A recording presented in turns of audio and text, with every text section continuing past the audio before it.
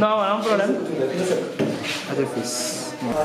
waaw asalaamaaleykum auditeurs yeeg auditrices yi maa ngi nuyu ñëpp man la Mara Dieng alias Sissoko di doomu Géoul waa di nuyu ñëpp di nuyu organe de presse yi fi teew yëpp parce que ku lim ju bari na fi organe de presse yi fi teew bari na trop rajo yaa ngi fi site yaa ngi fi télé yaa ngi fi maa ngi nuyu ñëpp di man nga xam ne maay promoteur festival de Géoul mais bala maa def dara damay présenté sunu kilifa yi toog maa ngi toog ak Bara Diop mi nga xam ne mooy président ARCOS départemental bu Kébémer moom muy liggéey bu rafet ci festival bi tamit ak ki mu àndal Marème maa ngi toog ak Mout Fall nga xam ne mooy président troupe communal bu Géoul moom it nga xam ne ñun moo ñu tette teg ñu ci aar bi ba ñu ñemee sax def ay festival di ñemee sax def leneen ak leneen moom it di def lépp ci festival de Géoul toog ki nga xam ne si mooy président organisation muy Alpha Sow nga xam ne lépp li organisation moom moo ko yor ak ay belal ak ay ñoom Ameth Mbodj ak ñooñu moom it mu ànd ak Ndeye Soxna ak ñi fi teew ñëpp di gërëm ñëpp. bon festival bi nag festival la boo xam ne fii mooy festival de Géoul festival de Géoul boo déggee ñoon festival de Géoul li tax ñu def ko mooy dañ doon gis ni ñun dañuy fekk ji di dem ay festival yi di dem Fesraay di dem comme sunu doyen bi di def benn festival Kébémer ñu koy kii mais dañ doon gis ne ñun li waa Kaolack di def mën nañu ko def même bu ñu deful lu jege lu nuroog ñoom ñu def lu xaw a jege ak ñoom muy festival di riir ñu def festival suñu première année ñu def ko ñu ngi ko def 2016 suñu première année boobu ba léegi ñu ngi def ren mooy bi ñuy bëgg a def ni mooy suñu 4e édition di ñaan yàlla ñu yàlla defal ñu ci ndox mu sedd wis ñu ndox mu sedd ñu def ko ci jàmm dugg ci jàmm génn ci jàmm di bëggee ñëpp nag après nag sama gars yi kenn ku ne dana dugg ci li mu war a wax ñu gën ci xuus di xaar question gars yi tamit ñu ngi gërëm ñëpp. léegi lan moo tax ngeen def festival. waaw mooy li ma wax rek mooy lan moo tax ñu def festival bi ñun boo seetloo ñun man ak Alpha mi ak ñi àndoon ak Père bu xaar ñëpp groupe de 9 personnes ñun bi ñu génnee festival yi riir leen génne te festival yi riir bi ñu génne Gédel Mbodj suñu doyen moom moo ko doon organisé ñu gis ne ñun ñu ngi fay dem am nañ ci leen amee succès yàlla defe ñu am succès dem TFM boobu mu juróom ñu leneen ak connaissance yeeg ak yooyu connaissance bi ñu am ñu def ko pour suñu dëkk yi noonu am ressources yi ñu am ñu indiwaat ko ci dëkk bi def festival boo xam ne yeneen artistes yi fi nekk daañu ci mën a jariñu yeneen corps yi fi nekk ci muy dund aar ak leneen ak leneen parce que aar moom dafa yaatu dañ ci mën a jariñu moo tax ñu gis foofu ci Gédel Mbodj indi ko Géoul foofu lañ ko gisee ñu mën ko ñëw pour indi ko Géoul waaw. léegi dafa ngeen festival pendant 4 ans. est-ce que mën ngeen tirer benn bilan ci festival bi est-ce que am na lu mu juróom seen festival bi. bien sûr festival am na lu mu juróom ngumba parce que première année bi ñuy def festival Géoul mën na ni dafa xawoon a dee te gëm naa ni ñun ñuy liggéeyee ci milieu bi fii bari na ñoo xam ne si ay artistes yoo xam ne si ñun fonds yi daan génn ci aar bi duñ ci am mais carnet d'adresse bi ñu am ci festival bi tax nañu balaa moo def dara ci région bi danañu woo président département Kébémer mi ngi nii xam na ci mi ngi ci liggéey ba mu solo te bu dul dara sax fi ñu déparé ak léegi boo ko seetloo ak relation yi ñu am moo tax ñu mën a indi artistes yu dul jeex ci festival bi kon am na lu ñu mën a jural am na tamit ay contacts yu bëri yu ñu jural ay connaissances yu ñu ci am yoo xam ne si macha allah. donc festival bi ngeen dajale ay pendant 2 à 3 jours est-ce que budget bi métti ci yéen am yëpp dina yomb. non métti na moom métti na mais nag yàlla mi ngi def mi ngi ko yombal ndànk-ndànk parce que dëgg yàlla ñun de suñ premier partenaire mooy mairie de Géoul mooy suñ premier partenaire moom dana am benn fonds bu ñu yëkkati di ñu jox li ci des nag ñoo koy wuti ñun ci àll bi ailleurs li ci des ñoo dem wuti ko ci àll bi pour ba lépp mën a sotti mais nag dajale lu mat 70 personnes yoo xam ne Dakar la ñuy jógee ak Kees te bokkut ak yeneen nombre yi nga xam ne fii la ñuy jógee ñii ay Louga la ñuy jógee wala Kébémer loolu rek métti na pour 2 jours nga dundal leen loolu métti na mais yàlla mi ngi ñuy sutaal ñu ngi ciy génn ndànk-ndànk quoi mais bëgg na nag mu gën a romb foofu soobee yàlla. mën nañ xam pour le moment ñaata ngeen budgété pour festival pour festival bii nii premier bi année bi waaw année bii moom ñi ngi nekk ci 2 millions 55 mille année bii festival budget mi ngi nekk ci 2 millions 55 mille foofu sax laay bëgg a wax parce que xam nga maanaam ko déparé woon ci première édition ñu ngi déparé 545 mille pour suñu premier festival ñu ngi déparé 545 mille léegi ñu ngi toll ci 2 millions 55 mille ci festival bi. léegi festival bi muy am moom lan ngeen fay def jour bi. waaw festival bi nag festival la boo xam ne si dépp culture la nga ci boole boo comme le vendredi le 24 vendredi moo nekk bu gan ñu ñëwee ñu dalal leen yaatal leen dafa nekk benn kii bu ci nekk boo xam ne day am benn veille culturelle bu mag boo xam ne genre sabar la comme moo xam ne artistes yëpp ay ñëw sabar la mais teewul ñun dañ ciy gisaale suñu bopp. comédiens yi ñëw plané ñu wane ne ñu lancé festival bi foofu la nga koy lancé ñu wane suba bi léegi nga xam ne foofu avant kii bi sax am na match de football bu fi am match de gala yi am yoo xam ne avant sabar gi lay doon léegi nag ci suba ga nag ci la artiste tur bi ñëw di jàll autorités yi ñëw ak yeneen. léegi après loolu lan moo ci topp après sabar bi lan moo ci topp. non après sabar gi moom mooy le 25. le 25 mooy kii mooy le tur bi ñëw di jàll passage yi. wala ginnaaw loolu laa wax wala yéen maanaam dajaloo la rek feeñ ci way après ni comédie def comédie après ñu tasaaroo. non foofu folklore la foofu danoo woote pour soirée sénégalaise lay doon artiste dañuy ñëw toog ñu bégal leen sabar bégal waa géewul génn ñu bégal leen bu demee ba nga xam ne si nag loolu sabar gi jeex na buñ xëyee suba nag ci la ñuy def nag cérémonie bi am nag gars yi doo ko ñëw nag tur bi ñëw jàll tur bi jàll arco yi jàll suñu invité individuel jàll suñu autorité ñëw jàll foofu mooy jour festival bi carrément le 25. dañoo gis par exemple ñun ñu dëkk Louga di gis festival ak yeneen festival yu am foofu ak festival yi un peu partout dans le monde. lu ci bëri du yem ci affaire ay mbumbaay ak rumbaay nii rek après ku nekk dem ci loolu mais dina am benn colloque. boo xamante ne day tax mu nekk par exemple benn rendez-vous da doon di recevoir. par exemple ñi jóge fële. indi seen xam-xam ñi nekk ñoom indi seen xam-xam ñu def ay échange. bu ko defee ñu def tam diagnostic ci problème culture dëgg au niveau de la localité. pour bu ñu ko jàngatee. loolu mu am benn par exemple benn cahier de doléances wala dara boo xam ne wala cahier de charge moom dañ koy topp pour ëllëg culture mën a jëm kanam. ndax envisagé ngeen benn yoon def lu mel noonu wala. xam nga ñun sunu fi danoo départ sax ci sargal décoré boo seetloo suñu première édition danoo man damaa sargal ñi nga xam ne si ñi nga xam ne si ñoo doon jàpp ci aar bi ci ñun. deuxième édition ñu sargal koo xam ne si mi ngi woon ci dëkk bi ñu sargal ko bindal ko ay matériel jox ko xam nga mais nag ñun tolloon foo xam ne si am nañu suñu maître yoo xam ne dañu nekk ak ñoom ñoo xam ne dañuy ñëw duñu teg ci ay tiers duñuy defal ay atelier duñu wan yoon wi fan lañ war a jaar mais le fait que ñu am ay quelques dons rek ñu dugal ko foofu mais ñu ngi ñaan yàlla defal ñu xéewal ak li ñuy ñaan ak yeneen kii yi gars yi teg ñu tiers boo xam ne daan mën a dimbali ñu bëri ci festival parce que loolu lañu ci bëgg parce que festival international moom la bëgg mais festival international fii mën naa ne bu dee festival nga ñuy wax mooy festival international ñoom da leen ñu roy jaar seeni yoon mais nag ñu ngi ñaan fii foofu ñu toll yàlla defal ñu fa. kon amaguñ ay colloques yoo xam ne war dajale nit ñi borom xam-xam ñi di waxtaan ci wàllu culture ci dëkk pour jëmale ko kanam ak yu mel noonu. non am nan ko ñun ay borom xam-xam lañ yor ñoo war a ñëw sax ci festival bi ñoom dañuy toog ñun suñu biir boo ñëwee fële fi ñuy dal ci journée boobu yëpp pour loolu la. pour toog ñuy waxtaan nag la ñuy xool ba jëmale kanam nan la ñuy xool ba affaire yi am ak culture bi nan lay màggee ci xale yi loolu ñu ngi ci. tey bu ñu la doon laaj jafe-jafe bu gën a mag ci culture géewul tey lan la. non géewul am na jafe-jafe bu mag. parce que géewul lu tax mu am na jafe-jafe bu mag mooy bu dee aar ngay wër ci région bi boo ñëwee géewul rek foofu ngay fekk ba mais géewul pour nga gis ko ci média yi rek lépp carrément loolu rek jafe-jafe la. parce que kii def na ci ñun aar lu ne ñun amul lu ñu jaaxal ci aar amul lu ñu jaaxal ci aar rek nii amul.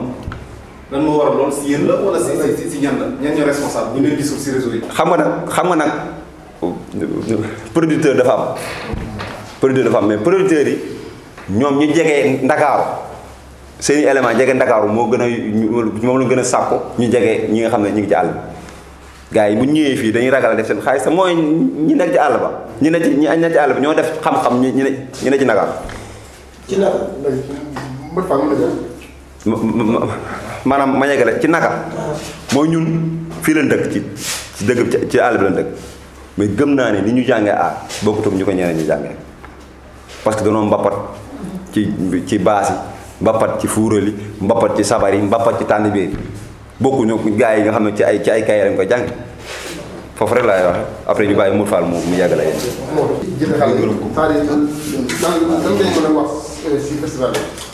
waa kay maa ngi leen di nuyu yéen ñëpp ñi fi teew ñëpp surtout yéen waa presse bi maa ngi nuyu ñëpp di nuyu Bara Diop mi def délégation bu am doole jógee Kébémer di nuyu Alpha Sow di nuyu ñëpp ñu teew ci salle bi maa ngi leen nuyu waaw comme ni ko Mara waxee noonu la demee festival bi ni mu ko waxee ci départ bi ni mu commencé ba fi mu yem tey noonu la demee. maa ngi dégg sànq sax xam naa ne kii tontu ko maa ngi gis sa waay mi ngi koy laaj di ko expliquer naan ko bu fekkee tëgg ak fecc la ak way rek dem ñibbi noonu xam naa ni peut-être xuusul ci dëgg ci li mu ko doon laaj dëgg waaw parce que mi ngi koy xuus ci loolu parce que culture nekk na loo xamante nii lu am solo la ci dëkk te bul jàpp ne dañuy fecc tëgg way ku ne dem non dañuy defante ay échange fu nu nekk fi ñu dalee fële ñun ñëpp dañuy toog di waxtaan ci loolu kenn ku ci ne aar nan la mën a jariñ nan la mën a kii bu déwénee nan la ñuy yokk lan lay demee nii nan lay demee nii dañ ciy waxtaan toujours ci ñun avant ñuy dem ci programme bi di jouer avant loolu dañuy dem di ko waxtaane ci suñu biir mais maanaam pour déwén bu ëllëgee ñu jéem a yokk suñu loxo noonu la demee woon tontu wuloo foofu nag xam naa carrément mais mi ngi la ko doon wax sax mais xam naa ne leerul ci doomaat ci bopp nit ñi. mais tontu boobu ngay ji. voilà day nekk réponse boo xam si par rapport ak yéen artistes yi nga xam si ni dajaloo foofu. waaw jour ji lay doon. waaw mais public bi nga xam si ñoom ñooy ñëw pour seetaan si festival bi. waaw est-ce que dafa am thème boo xam si moom ngeen jël tegal leen ko pour bu ñëwee ñun ñu au moins ñu am loo xam si côté éducation wala côté leneen dina am loo xam si ñun askan wi nga seetaan ñi seetaan si nañu ko bénéficier wu. d'accord parce que festival du rire la ko. festival du rire bokkut ak lu ñuy joxe thème. parce que festival du rire kaf la foo mun na riir na xumb. mais kaf ak ree teewul message mën na génn. message mën na génn sax d'accord message mën na génn quoi mais festival du rire bokkut ak ñëw ñu ni troupe bi tey dañuy jouer comme thème comme ni ñu ko doon defee jouer nañu ko ba tey parce que yóbbu nañu thème ci yeneen festival ba tey ñuy jox ne thème bii la ñuy joxe. thème bii la ñuy joxe ko defee ku nekk indi sa thème wax ci thème boobu mais comme festival du rire lañ wax dañuy na xumb neex kaf ree loolu lañ wax mais tey jii bu fekkoon dañuy joxe thème tel kon kenn ku ne dina ni thème bi moom ngay joué da nga ci mën a nit ñi mën a comprendre lan la quoi mais comme festival du rire rek ñu jàpp ko ni nañu xumbal neex parce que gars yi comédie rek la ñuy def dañuy ree ba affaire bi jeex loolu tax ñu tudde ko festival du rire. loolu la demee moom wax na ci wàllu budget peut-être moom daf ko yéem trop mais pour man 2 millions mënul def sax festival. non ndax xaar ngeen tey ay partenaires yoo xam dañu ñëw jàppale leen dugal seen loxo pour mu gën a mag ngeen gën a dépassé ko. si parce que c'est que tepp mooy indi yuréet ñun loolu lañ ko jëlee parce que comme ni mu la waxee ne la ku déparé ay 500 et quelques mille teggi woo sa tànk di dem ay 2 millions xam nga 2 millions mënul dara parce que mënul sax añ bu baax bu fekkee ci li nga indi comprendre nga mënu ko ñun xam nañ loolu mais loolu nag ci loolu la ñuy invité nit ñi pour ñu ñëw ñu jàppale ñu ci ñi nga xamante ñoo ñu wër bëgg culture nekk ci dëkk bi pour mën a xam ne ñun lii ñuy def parce que art dafay dundal dëkk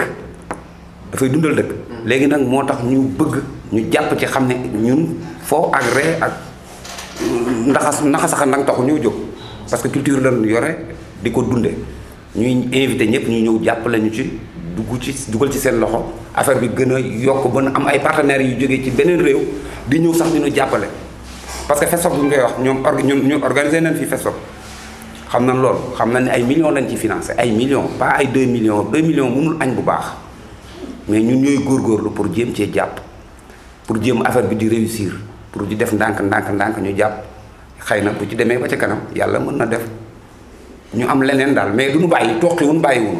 léegi moo di culture dafa nekk compétence transfert est-ce que la mairie de Gueoul ñu ngi ciy jàpp ñu ngi waaw ñu ngi ciy jàpp nag franchement parce que nit ki moom doo ko xeebal mukk lu mu la jox lu mën a toll doo ko xeewal mais ñu ngi ci jàpp franchement ñu ngi ci jàpp bu baax a baax a baax waaw artistes yi ñu ngi ciy jàpp bu baax parce que tamit ñun teewul am nañ fii fond ci mairie bi ñun mais suñu fond de dotation bu génnee dañuy jël ci suñu fond de dotation def ci festival bi parce que festival bi mooy programme phare boo xamante ni moom lañ mën a xam ne moom moo fi dox mais ñun am nañ budget boo xamante ni dañu koy génne chaque année fii ci mairie bi mais festival bi at mu jot ñun dinañ ci génne suñu xaalis ñun def ko ci festival bi maire bi nag dana am som bu mu ciy dugal wax dëgg yàlla. dañuy xool lu mel ni dem si yàlla demi val dafa daan ñëw. est-ce que ren dinañ ko teglal dara. waaw parce que yàlla yóbbu na. merci beaucoup loolu tamit xam naa ni mu demee woon la moo tax waxuma ko mais ñu ngi woon ci mi ngi ci suma xel nii pour def ko parce que sànq rek sànq nii ci bi ma taxawee ci bunt bi maa ngi ciy waxtaan am na ku ma ci waxtaanal naan ko même danoo am benn suñu booy artiste boo xamante ni dafa gaañu ci màggal gi moom it dañuy xaar bu at mi dellusee muy Cheikh Fall dañ koy ñu ngi ñaan nañ ko créer benn pièce rendre ko benn hommage boo xamante ni bi doon ko fa yóbbu xalaat nañ ci ay ñoom Dembi Fall ak ñoom ñëpp ci festivalu ren bi dañoo bëgg bu gars yi ñëwee ñu toog waxtaan xool nan la ñuy def benn hommage jàllaleel ko pour Dembi Fall loolu moom suma xel a ngi ci te jógu ci benn yoon. da nga wax léegi nii c'est une cérémonie boo xamante ni phare. c'est un événement phare. oui donc mooy loo xamante si da nga bëgg mu sax àggee. mu sax àggee di gën a évoluer. oui est-ce que yéen a ngi préparer relève c'est-à-dire est-ce que yéen a ngi former des jeunes. à ce que ñoom bu yàlla defee tey ba nga xamante si yéen weesu ngeen niveau boobu noonu parce que kenn xamul est-ce que ñoom daan mën a comme ça ñoom ñu mën a relever yore relève bi quoi. voilà lii occasion la sax pour mu wax ak li ko ci parce que xale yi chaque jour. maag àll moom àll waat du ma bis bu nekk daf may pousser ci loolu moom daanaka moom moo gën a bëgg affaire boobu am yaa ngi dégg toujours daf ma ciy pousser pour ñu am relève boobu parce que loolu lu ma neex la chaque jour ma dem naa ba waxtaan ceeg Abdourahmane mos naa cee wax ak moom ci lu mel noonu naan damaa bëgg salle boo xamante ne dama koo bëgg a am fii di jël xale yi di leen répéter foofu pour en cas ëllëg ñu mën a jël relève bi pour ëllëg ndax ñun mënuñoo dem di continuer toujours di ko jël nii di ko téye loolu tamit ñu ngi ci xalaat bu baax a baax a baax. xalaatu leen tam comme mbir mi ci mbedd lay am su ma jumlee ci mbedd lay am. ñun ñëpp daje fa bëgg. est-ce que xalaatu leen benn yoon. am fu mel ne ab CEDEPS wala ab centre culturel wala foo xamante daal en tout cas bérébu culture la boo xam ne dafay tase. centre de spectacle wala lu mel noonu. ndax loolu tam bokkul seen i loo xam seen i jooju la wala loolu daal. waaw mais am nañ fi toll actuellement terrain basket bi. ñu toll moom lañu def place publique foofu la ñuy dajaloo pour jéem faa def pour basketteurs yi pour les acteurs mais ñun géewul moom lan am fi pour fi ñu toll nii place publique actuellement nii centre culturel am nañ ko mais dafa sori moo nekk fii dafa xaw a sori tuuti pour loolu mais ñun ñaan nañu yàlla am salle boo xam ne salle bu mag lay doon boo xamante nii leer na ne suñuy gan ñëwee dañ koy fermer ñun loolu ñaan nañ ko te yàlla nañ ci dañuy def ndànk rek comme ni ma la waxoon rek teppi tepp peut-être mooy indi yu rét ndànk-ndànk rek xëy na yàlla mën na def nu tegiwuñ suñu tànk bàyyiwuñ toujours ñu ngi ci fond ñu ngi ci forcé waaw.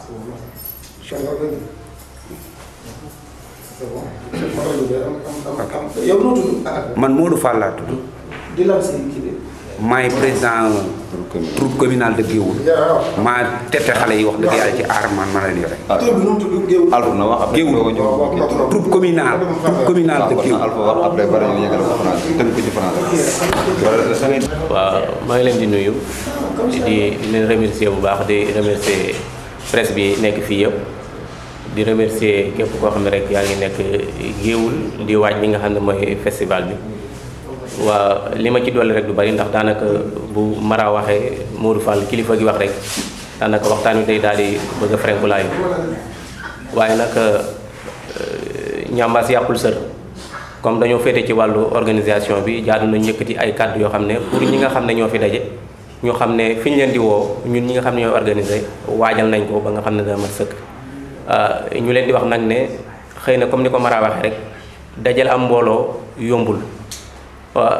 béggal ay mbooloo ba ñu bég ba dellu yombul waaye dana def suñu kéntu lay kàttan képp koo xam ne ñëw nga fi rek bu soobee yàlla dana la taxawu ci anam bu nekk rek ba nga xam ne boo delloo sa xol dana sedd ci ñun di wax ne ñu ngi koy waajal ba nañ ko daan waajalee ci wàllu organisation bi dalal bi nga xam ne ñi ngi dalal li nga xam ne mooy artistes yi dëkkee Dakar jóge Dakar Louga Kébémer fépp rek ñi ngi koy waajal daal yëpp ñi ngi koy nekk di ko lijjanti macha allah ba lépp yemb na li nga xam ne tamit mooy wàllu li nga xam ne moo leen di yor ci wàllu yi nga xam ne mooy restaurant beeg yooyu lépp ñu ngi ci dox jéego yoo xam ne suñu xel dal na ci bu baax a baax kon ñun ñu féete ci wàllu organisation bi xam nañu ne képp ku fi ñëw rek na nga dalal sa xel ne xam ne dana la toppatoo bu baax a baax incha allah di ñaan nag képp koo xam ne rek yaa ngi waaj na nga gën a waaj koo jegeel na nga ko wax na ñëw ndax festival bi festival bu ndaw festival bu géewul la boo xam ne tey jii Mara ba mu ko débuté ba léegi ànd kook ñi nga xam ne ñoo la ko àndal muy région de Louga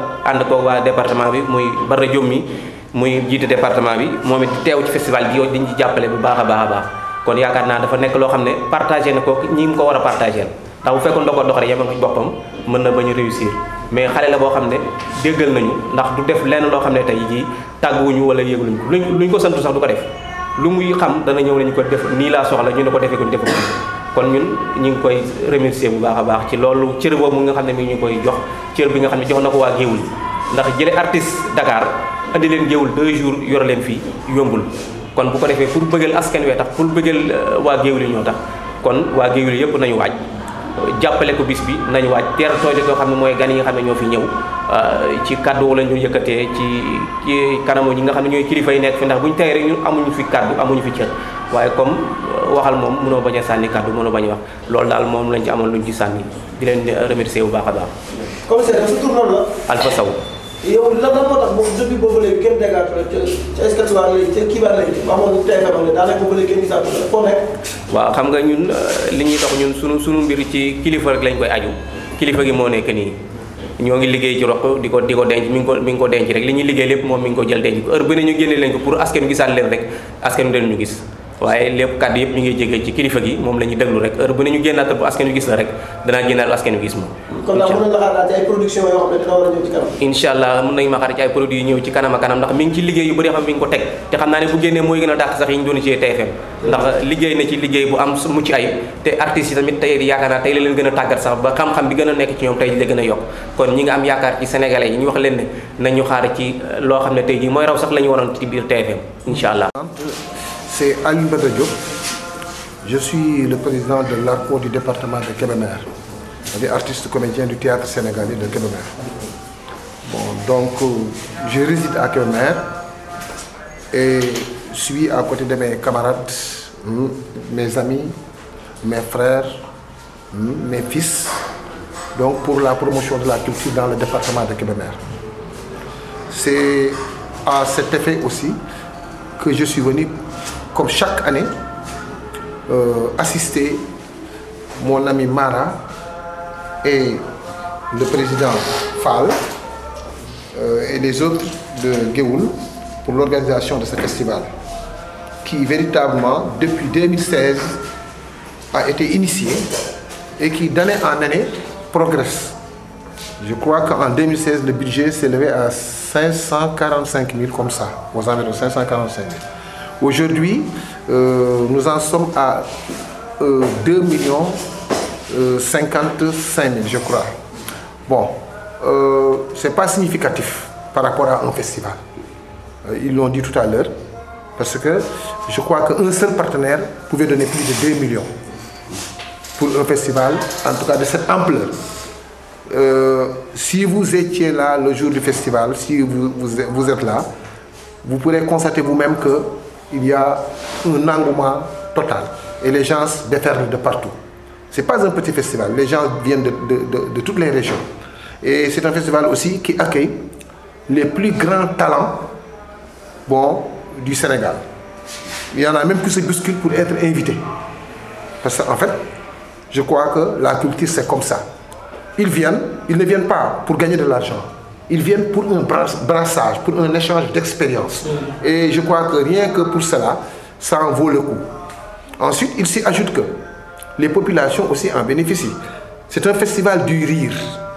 Effectivement, comme il l'a dit, festival du rire inspiré du festival du rire de Kaolack, initié par Guédel Mbodj. D'ailleurs, c'est ce festival-là qui a inspiré beaucoup de gens. Mon festival, par exemple, à Kébémer, c'est une nuit du rire, une seule nuit. Une seule nuit, et cette nuit-là, véritablement, ça engorge beaucoup d'argent. Ça mobilise beaucoup d'argent. Une seule nuit. Parce que les gens viennent de partout. Donc c'est la même chose.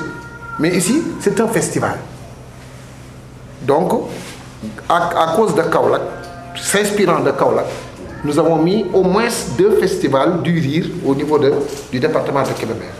Il n'y a pas un artiste renommé que vous connaissez et qui n'est pas passé à Kébémer ou à Guéoul. Il n'y en a pas. D'ailleurs, c'est le festival du rire de Kaolack qui a révélé le fameux mort Père Boukhar. Ouais, parce qu'il faisait partie de notre délégation. Lors de la première édition, ils avaient joué avec nous. Mais avec son talent qui s'est révélé, la deuxième édition, on a insisté pour qu'il joue en solo. C'est à partir de ce moment-là que la TFM qui venait de naître l'a véritablement détecté et l'a approché. C'est ce qui l'a conduit là-bas.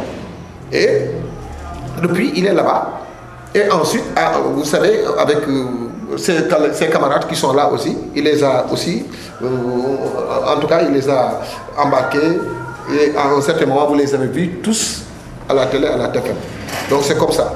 Donc, pour dire que le théâtre aussi a des retombées. Le festival du rire, Nuit du rire ou autre chose, le festival de Guéoul, c'est pour véritablement, c'est un moment de relax. Hein? C'est un moment véritablement un moment aussi de joie où les populations communient autour d'un spectacle pour rire, pour dégager le stress.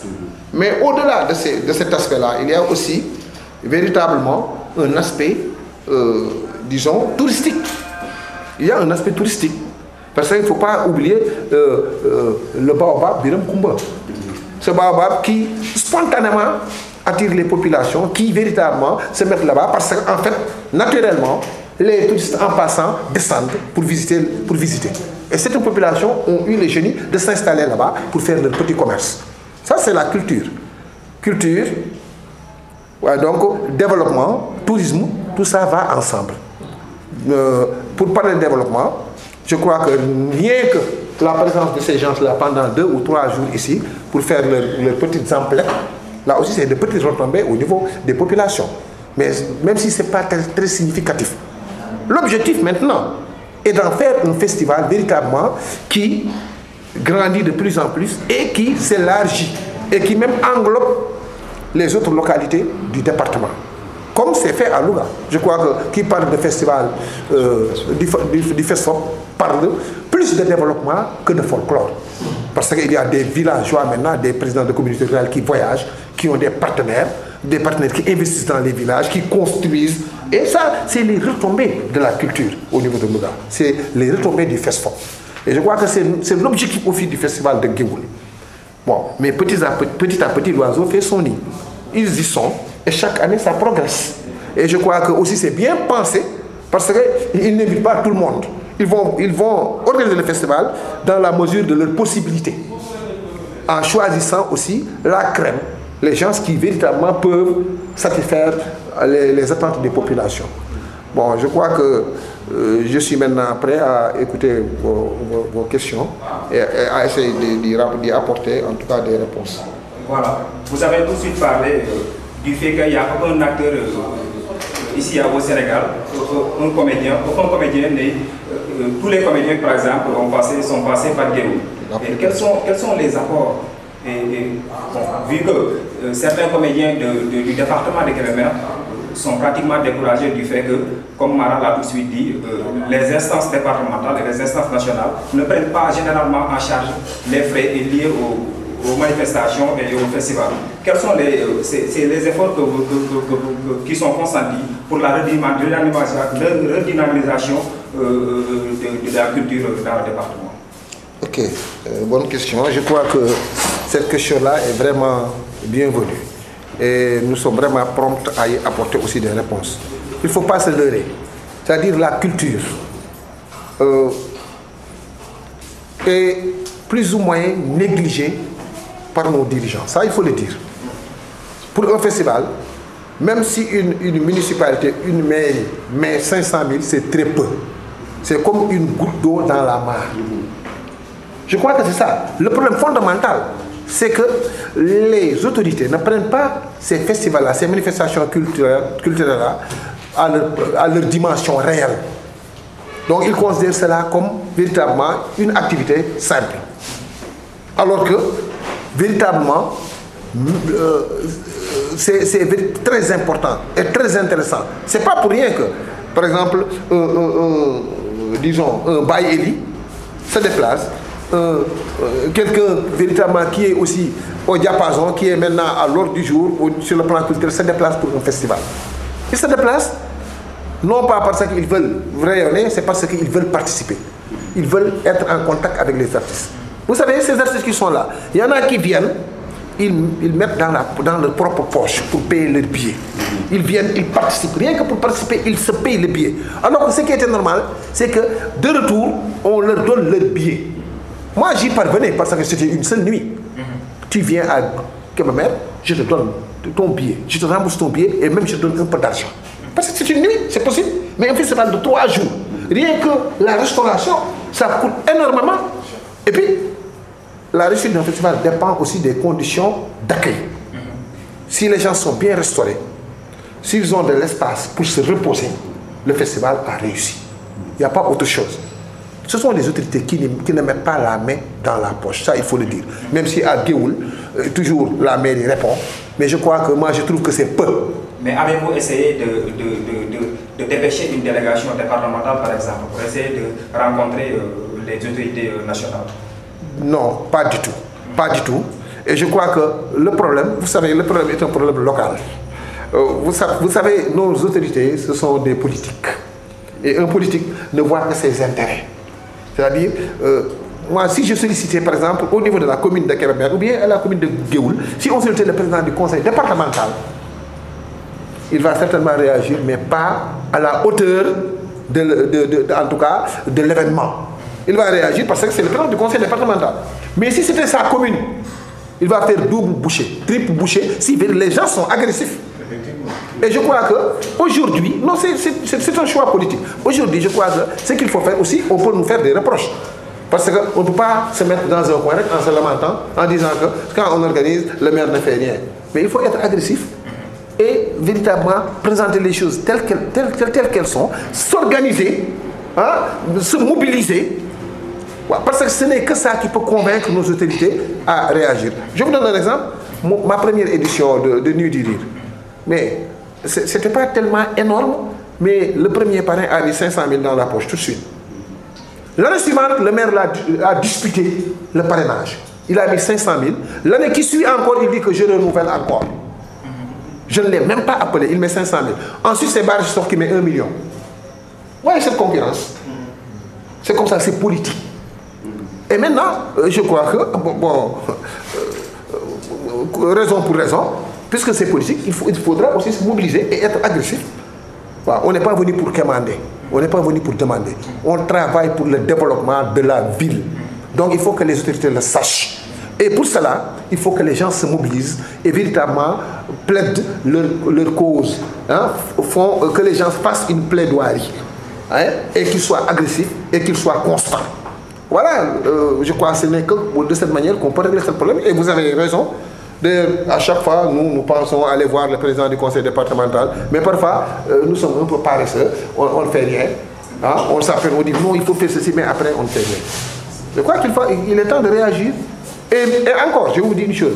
Vous avez vu Mor Père Boukhari. Il y en a qui sont mieux que Mor Père Boukhari ici, à Géoul.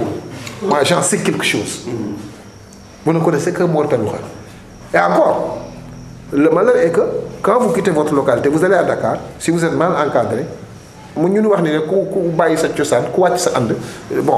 si tu es mal encadré, quand tu vas là-bas, les gens là se précipitent autour de toi pour t'encadrer, pour s'accaparer, de ta personne. Pardon. Et c'est ce qui leur arrive le plus souvent. On les utilise, on les jette. Alors qu'il est plein de ressources, la gosse là. Il a un répertoire inépuisable quand il était là. Parce qu'il était encadré, il était à la source. Il n'a même pas sorti les 40% de ses possibilités. Et il ne le sait pas. Parce que l'artiste ne sait pas ce qu'il vaut. C'est celui qui l'encadre, qui sait ce qu'il vaut. Voilà, c'est ce qui arrive à nos artistes. Souvent, ils sont là-bas, ils sont perdus. Le monde est en train d'évoluer. Il y a une boutade là que quelqu'un a lancée tout de suite. Est-ce que il y a un choix maintenant. Parce que nous avons aussi un auditoire, nous avons aussi des téléspectateurs. Et ils ont leur choix. Aujourd'hui, c'est un business. Certes, ça ne veut pas dire que les gens là ont lâché l'aspect traditionnel, la source, nos traditions. Mais ils sont plus penchés aux films modernes, aux séries modernes. Pourquoi? Parce qu'ils rêvent. Ensuite, c'est un business. Moi, on m'a proposé, je suis en train de travailler sur une série. Vous savez ce qu'on m'a proposé? Le producteur, il me dit, je te mets 3 dames, 3 femmes qui vont t'apporter des sponsors. Et tu n'auras même pas besoin de casser un rond. Il suffit de leur donner des rôles. Parce que ce sont des belles dames, bien nanties, et bien c'est comme ça qu'il me l'a présenté. Et il m'a montré leur photo pour lui dire que si tu dis oui, ils feront partie de ta série et tu vas avoir beaucoup d'argent. Parce qu'ils ont leur boss. Hein? Ils disent tout simplement, voilà, j'ai un film, bon voilà, il faudra faire quelque chose parce que bon, je suis là-dedans, je suis... Alors, il met de l'argent. L'autre aussi, c'est comme ça, c'est devenu un business. Sans compter ce qui se passe avec les relations.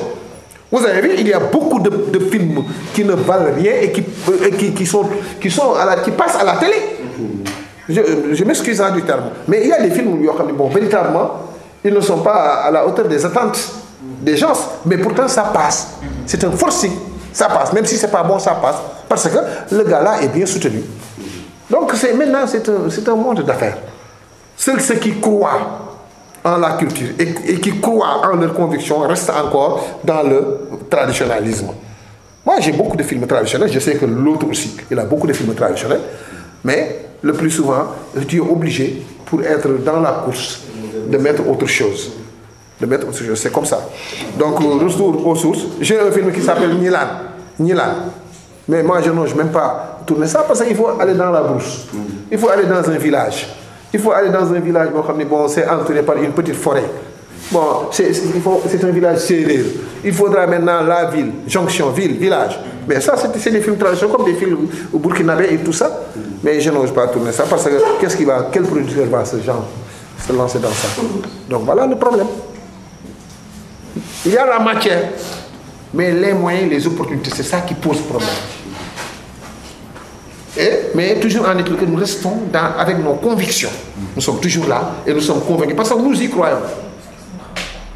Vous savez, je les connais tous. Et ce ne sont pas des gens là qui sont là pour le théâtre. Ils ont leur métier. Ils ont leur emploi. C'est que c'est leur passion. C'est tout. Ce n'est qu'une passion. Moi, je suis là. Je suis directeur d'école, retraité. J'ai créé une école. Hein? Je parle toujours théâtre. Dans c'est une école, une grande école, véritablement qui est très bien fréquentée. Je suis très respecté par les populations. Mais pour le théâtre, moi, je suis un maniaque du théâtre. Et je ne le cache pas. Et tout le monde sait que je dirige une troupe, je dirige un groupe et je fais du théâtre. C'est une passion. Donc c'est ça le problème. Malheureusement, les populations, les autorités ne comprennent rien. Il suffit peut-être de chercher, je ne sais pas, de faire comme les rappeurs, de sortir des sortes de sketchs pour fustiger certaines attitudes, pour qu'ils réagissent peut-être, c'est ça. Je ne sais pas.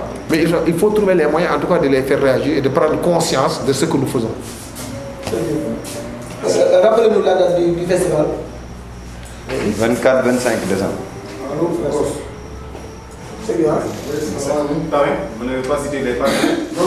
waaw parrain bi nag moom parrain bi maire Géoul bi mooy parrain bi maire Géoul mooy parrain bi am nañ ay yeneen invitation soutien mooy autorités yi nekk Géoul yëpp Modou Bey Ndiaye Modou Gueye Mansour Ndiaye Magay Gaye Dieynaba Sall Fallou Dieng ak ñi nga xam ne si comme danoo am benn parrain d'honneur boo xam ne mooy Gadel Mbodj mi nga xam ne moo doon def festival yi riir moom ñoom it ak autorités yi nekk Géoul yëpp sërif yi ñu ngi leen di ñaan tamit ñu doon ñaan yàlla defal ñu ci jàmm waaw loolu daal la ñuy sàpp